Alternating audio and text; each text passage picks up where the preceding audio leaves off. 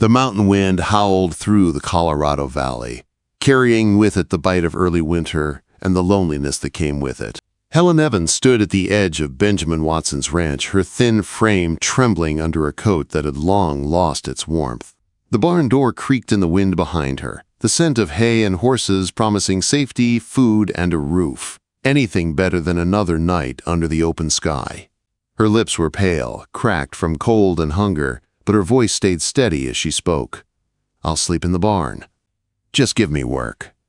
Benjamin stood a few paces away, the axe still in his hand from splitting wood. His dark eyes studied her quietly, his face unreadable. The man was built like the mountains surrounding them, solid, unshakable, and worn by weather and time. For a long moment he said nothing, and the silence pressed against her chest like the cold itself. Then, his deep voice broke through the wind. "You'll sleep next to me," he said simply. Helen froze. The world seemed to tilt beneath her feet. For a heartbeat, all she could hear was the rush of the wind and the pounding of her heart. But that moment, those 7 words, had been months in the making. 2 months earlier, Helen's life had crumbled in a single afternoon in Denver. She had been working at Mrs. Patterson's dress shop, her hands raw from stitching seams late into the night, when the telegram came. Her husband, Thomas Evans, had been killed in a mining accident in the mountains. Gone in an instant, leaving her with nothing but debts and a room she couldn't afford. By the 3rd day after the news, Helen's savings were gone, her belongings packed into a single shawl, and her future stripped bare. Every boarding house turned her away, some politely, others with cruel amusement. A woman alone was a burden in a frontier town. The saloons offered work, but Helen knew exactly what kind of work they meant. She would rather freeze in the streets than give up the last piece of her dignity. She had grown up on a small farm in Missouri, and though years had passed since she'd milked cows or hauled water, she remembered what hard work felt like. When she overheard 2 cowboys talking in the mercantile about mountain ranches hiring for the winter, the idea took root in her desperate mind. With her last few coins, she bought a tattered coat and a pair of boots that were 2 sizes too big but sturdy enough for the trails. She told herself she'd find a rancher willing to trade work for food and a place to sleep. She told herself that honest labor would be her salvation. The first ranch she found turned her away before she finished her sentence. The second was worse. The man there smiled in a way that made her skin crawl, and his offer of work sent her fleeing into the night. For 2 long weeks, she wandered the mountain trails, sleeping under pine trees and abandoned shacks, surviving on jerky and creek water. The boots wore thin. Her dress tore. Her hands bled. But she kept walking. Until one gray afternoon when she saw smoke curling from a chimney in a valley below. Benjamin Watson's ranch looked like a miracle, a small cabin of timber and stone, a barn bigger than the house itself, and corrals filled with strong mountain horses. She stood at the edge of the property for nearly an hour, her heart pounding as she tried to gather her courage. She knew she looked like a beggar, her hair a tangled mess, her dress stained with dust and travel. But this might be her last chance before the mountain winter sealed her fate. The sound of an axe striking wood led her to him. He was tall and broad-shouldered, with a quiet strength that seemed to fill the space around him. His movements were steady and deliberate, each swing of the axe precise, each log stacked with care. He didn't notice her at first, and in those few minutes of watching, Helen saw something she hadn't seen in a long time. A man at peace with himself. When he finally turned and saw her standing there, he didn't startle. He simply set the axe aside and wiped his hands on a rag hanging from his belt. His eyes, dark and calm, met hers. "Afternoon," he said. "Good afternoon," she managed, her voice small against the wind. "I'm looking for work. I can cook, clean, mend clothes, take care of animals. I'm not afraid of hard work, sir." Benjamin didn't speak for a while.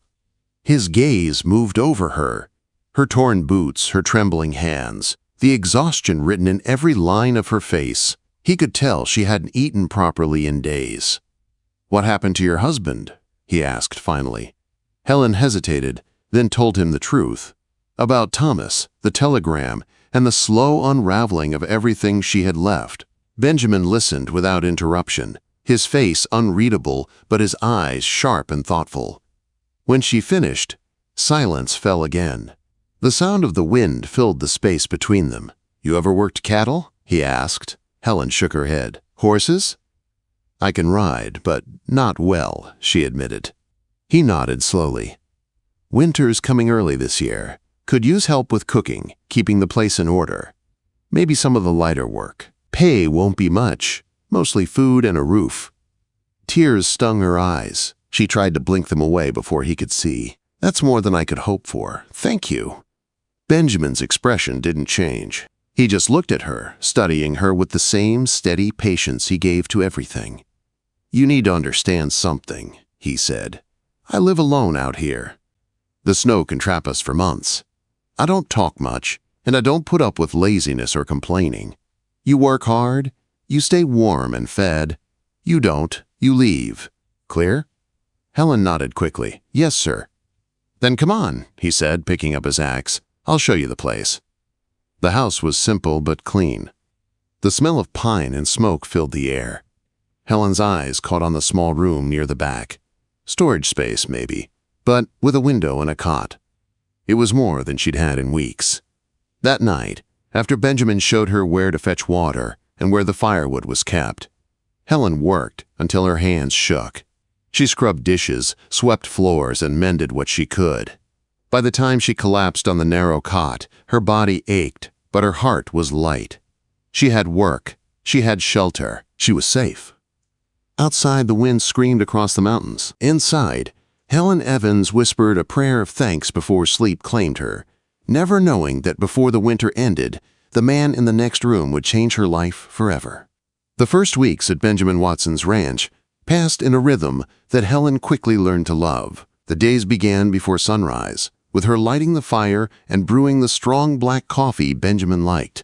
He would nod in quiet approval when she served breakfast, biscuits, salt pork, and eggs from the hens out back before heading out to the fields. From dawn till dusk, Benjamin worked like a man born from the earth itself. Whether fixing fences, hauling feed, or breaking ice from the water troughs, he moved with steady purpose. Helen, meanwhile, cleaned, mended, cooked, and learned the small details of mountain life. The right way to stack wood, how to keep bread from drying too fast in the cold, how to chase a coyote away from the henhouse without letting fear show. At night, she'd sit by the fire, sewing by lantern light while Benjamin read from an old Bible, his deep voice filling the silence. Sometimes he'd tell her about the land, how the valley used to belong to a trapping company before he bought it with every cent he'd earned after the war. His words were few, but each one carried weight. For the first time in months, Helen felt safe. But the mountains had a way of testing anyone who dared to find peace there. The first snow came early, thick and relentless. It buried the barn doors, froze the pump, and turned the valley into a sea of white. The air inside the cabin grew sharp and thin. Helen did her best to keep the fire going, but she could feel the chill creeping through the thin walls of the small storage room she slept in. At night, she lay awake, teeth chattering, her breath fogging the air. She wrapped herself in every blanket she owned, but it wasn't enough. The cold seemed to climb into her bones, no matter how tightly she curled up. Still, she refused to complain. Benjamin had taken her in when no one else would. She wouldn't repay that kindness with weakness. By the fourth night of bitter cold, her body finally gave out. At dawn, when Benjamin came in from checking the livestock, he found her collapsed on the kitchen floor, pale and trembling. Halfway through trying to light the morning fire, "Helen!" His voice was sharper than she'd ever heard it. He knelt beside her, lifting her with surprising gentleness for a man of his size. Her lips were blue, her skin ice-cold to the touch. He carried her to the main room and wrapped her in every blanket he could find, setting her close to the hearth where the fire still burned low. When Helen opened her eyes again, Benjamin was kneeling beside her, feeding the flames. His expression was grim. "You're freezing to death in that room," he said quietly. Helen tried to protest, her voice weak. "I'm fine, just tired. I'll manage." Benjamin turned to look at her, and she saw something in his eyes. Concern, not anger. "No, you won't. That room was never meant for winter. You keep sleeping there, and you won't see spring." Quote. She tried to smile, to hide her fear. "It's the only room, Benjamin. I'll just add more blankets." He shook his head. "Won't matter. The cold will find its way in no matter how many blankets you pile up." The silence that followed was heavy. Helen watched the firelight flicker across his face as he thought. When he finally spoke, his voice was calm but firm. "My room stays warm. Has a fireplace that burns through the night. You could move in there till the worst passes." Helen felt her face flush with shock. "I couldn't. It wouldn't be proper." Benjamin stood and added another log to the fire. "Proper doesn't keep you alive up here. I'm not talking about anything other than survival." She said nothing, staring into the fire, trying to gather her thoughts. No one would ever know, she told herself. But still, the idea of sharing a roof, a wall, a space that close to him, it stirred something inside her she wasn't ready to name. Benjamin must have seen her hesitation, because his tone softened. "There's room enough for a second bed. I'll move in a cot from the barn. You'll have your own space, your own blanket. You'll live through the winter. That's all that matters." That evening, he moved her few belongings into his room. He set up a narrow cot across from his bed and hung a wool blanket between them to give her privacy. His every action was steady, respectful, careful. Not a single glance or word suggested anything but necessity. That night, Helen lay on her new cot, listening to the crackling fire and the slow rhythm of Benjamin's breathing from the other side of the blanket. The room was warm, truly warm. For the first time in weeks, her muscles began to relax. For the first time since her husband's death, she felt safe enough to let her guard down completely. Days turned into weeks, and their routine quietly shifted. Benjamin still worked from dawn to dusk, and Helen still kept the house running, but now their evenings were shared in a quiet companionship that grew more comfortable with each passing night. They ate supper together by the fire, often in silence, sometimes with small talk about the weather or the livestock. Slowly, the silences became less heavy, more familiar, like two people who didn't need to fill the air with words to understand each other. Helen began to notice the small things about him, the way his hands were always clean despite his rough work, the way he checked the barn doors twice before bed, the way he said her name softly when he wanted her attention.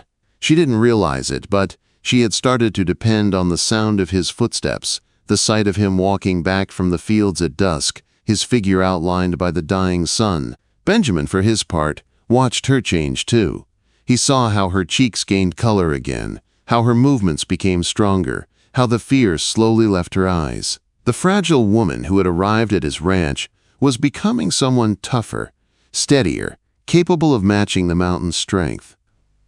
One night in late November, as the snow piled high outside, Benjamin poured himself a cup of coffee and sat opposite Helen at the table. The firelight danced between them, painting gold across her face. "You've done good work here," he said finally. Helen looked up in surprise. "Thank you." He nodded once, as if sealing the words. "This place feels different now." Feels lived in again. Helen smiled, a small, genuine smile that reached her eyes. "I'm glad, Benjamin. Truly." He didn't say more, but she caught the faintest softening of his features before he stood and went to bank the fire for the night. That tiny flicker of warmth between them lingered, long after the lamps were out. Neither of them could see the storm brewing on the horizon, the kind of blizzard that would test every bond they had built. In just a few weeks, that storm would come roaring through the valley, and by the time it passed, nothing between Helen and Benjamin would ever be the same again. The storm came in the middle of December, roaring down from the peaks like a living thing. The wind shrieked against the cabin walls, snow piling high enough to bury the fences, and the sky turned black long before sundown. The air itself seemed alive with fury, rattling the shutters and howling through the cracks. Helen and Benjamin had been trapped inside for 2 days when the real cold set in. The kind that burns when you breathe and turns water to ice in minutes. Benjamin had chopped extra wood, but even the fire in the big room struggled to fight back the frost creeping across the windows. That third night, Helen woke shivering, her breath a cloud of white in the darkness. The fire in the bedroom had burned down to faint red embers, and the room had grown bitter cold. Her hands trembled as she tried to pull the blanket tighter, but it made little difference. Across the room she heard Benjamin stirring. "You awake?" he asked softly. "Yes," she whispered. "It's so cold." He got up, added the last of the firewood to the hearth, and crouched to fan the coals back to life. The flames flickered weakly, then died again. He stared at them, jaw tightening. "Wood's damp. I should have brought more in from the shed earlier." Helen sat up on the cot, watching him. "Can you get more now?" Benjamin glanced toward the window. The wind screamed outside, shaking the frame. "Not without freezing solid before I get back. It's a whiteout out there. You can't see 3 feet ahead." They both knew what that meant. If the fire went out completely, the cold could kill them before morning. For a moment, neither spoke. Then Benjamin looked at her, his voice low but steady. "There's one thing that might keep us alive." Helen met his gaze, her heart hammering. "What?" He hesitated, then said quietly, sharing the bed, "Body heat. It might be enough to keep the cold off till the storm passes." For a moment, Helen just stared at him. The room felt suddenly smaller, the silence heavier. Every rule she'd ever been taught, every idea of what was proper and right, warred with the plain truth of his words. It wasn't a question of comfort or decency anymore. It was survival. She swallowed hard. "If you think it's necessary," she said. Benjamin nodded once. "I do." He crossed the room, lifted her gently from the cot, and guided her to his bed. The mattress was firm, the quilts heavy, still warm from the fire. He lay down on one side, careful to give her space, pulling the covers up over them both. At first, they lay stiff and silent, both pretending to sleep, but the cold pressed close, and soon Helen found herself inching nearer to his warmth without meaning to. When her shivering grew worse, Benjamin shifted, wrapping an arm around her with the same practical gentleness he'd shown since the day they met.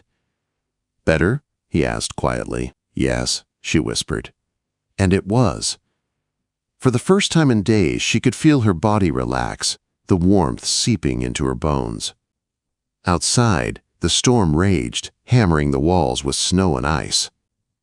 Inside, 2 people who'd once been strangers breathed in unison, finding strength in the simple act of staying close. Hours passed. Helen drifted between waking and sleep, her cheek against Benjamin's shoulder, her hand resting on his chest, where his heartbeat thudded steady and sure. That sound, solid, calm, alive, felt like the most comforting thing she'd ever known. When morning came, the storm had quieted. The silence that followed was so deep, it felt sacred. Helen opened her eyes to the soft gray light slipping through the frosted window. Benjamin was still there, holding her as if afraid to move and disturb her rest. For a moment, she didn't breathe. She only looked at him, the man who had taken her in when no one else would, who had never asked for anything but hard work, who had treated her with respect when the world had shown her none. She shifted slightly and his eyes opened. They looked at each other without a word. In that silence, everything that needed to be said passed between them. Gratitude, trust, something deeper, something neither of them had dared to name. Finally, Helen spoke, her voice barely above a whisper. "I don't want to go back to the cot." Benjamin's expression softened in a way she'd never seen before. He reached up, brushed a strand of hair from her face, and said quietly, "Then you won't. You'll stay right here with me for as long as you want to." The simplicity of it broke something open inside her. Tears welled up in her eyes, but they weren't from sadness. They were from relief, from the realization that she was no longer alone. That day, the storm lifted, revealing a world blanketed in silver and white. The valley looked peaceful again, but for Helen and Benjamin, everything had changed. The quiet companionship that had carried them through autumn had deepened into something unspoken, yet undeniable. They moved around each other easily now, like 2 halves of the same rhythm. When spring finally came, melting the last of the snow and setting the streams free, Helen stood on the porch beside Benjamin. watching the sunlight spill across the valley. The air smelled of pine and thawing earth. "I never thought I'd find home again," she said softly. Benjamin looked at her, the faintest smile tugging at his lips. "You didn't find it," he said. "You built it." Helen smiled through the tears in her eyes. The woman who had once stood trembling at his door, desperate and half-starved, had become something stronger. She had found not just shelter, but a life, a man who saw her worth when she had nothing to offer but her will to work and survive. As the wind swept gently through the pines, Helen took Benjamin's rough hand in hers. For the first time since the telegram that had destroyed her world, she felt whole again. She had come to the mountains looking for work. What she found instead was warmth, trust, and a love as steady and unyielding as the peaks surrounding them. And though the barn still stood outside, sturdy and full of life, Helen Evans would never sleep there. She had already found her place, next to the man who had given her back her dignity, her hope, and her heart.